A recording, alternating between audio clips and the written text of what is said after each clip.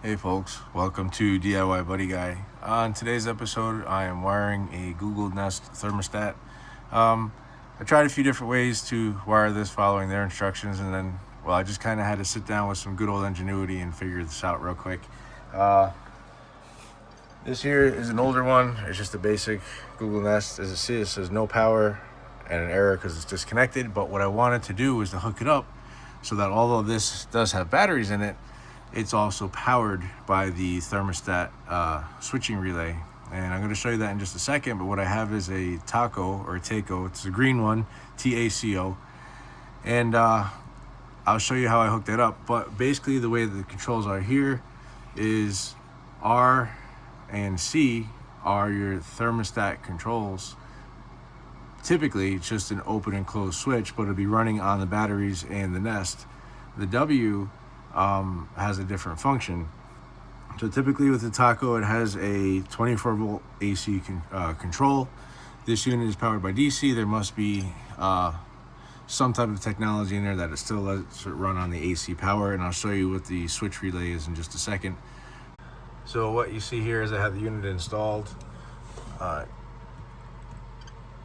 Says no power because it's not connected yet on the other end and it's not registered on the Wi-Fi yet.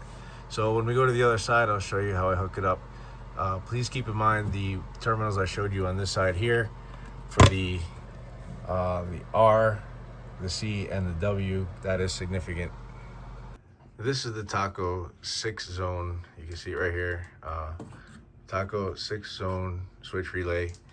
What you have up here is your thermostat controls, and then down here is you have your 120 volt for the circulator. And the way this basically works is on each zone, it's 24 volts. When your thermostat calls for heat, the contact closes. It sends a signal back from one screw to the other, power from one terminal to the other, and it closes the relay, which then closes it closes the other side of the switching relay, which then energizes the 120 volt for your circulator pumps. I know that may seem a little complicated, but to simplify things a little bit, what I'm going to do is just use a jumper wire for the moment to go from one terminal screw to the next, and then you can see a zone light will illuminate over here. Hold on a second.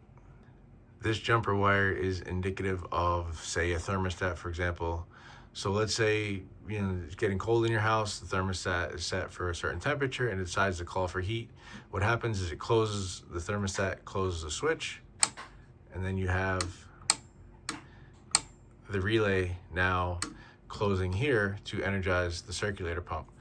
So taking this all into consideration, what we need to do to make that Nest work is on the side of this unit, it has a 24 volt AC and a common. So I need to utilize that power supply to energize the Google Nest so it's not running on batteries, and then also make it communicate with the 24 volt circuit for the controls from the thermostat. So the way this basically set up is you have a common, let's say a neutral, and then you have your power supply, and then up here you have the same. You have your common and your power supply. So what I have to do is take power and send it from here to the Google Nest, and then when this Google Nest closes, I have to send the power up here to close the relay, which would then energize the circulator pump, and I'll show you how I wire that. Okay, so the way I have it wired is I have the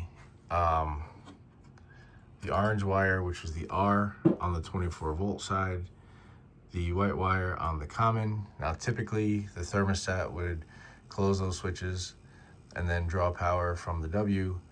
But what I have here is I have the W on the power side of the two terminals for the relay, so that when the thermostat does close, it's taking that power and sending it here and energizing the coil relay to make the relay close and send power to the circulation pump. And as you can see, I have it hooked up to zone 1, and the light for zone 1 on the top right here is illuminated.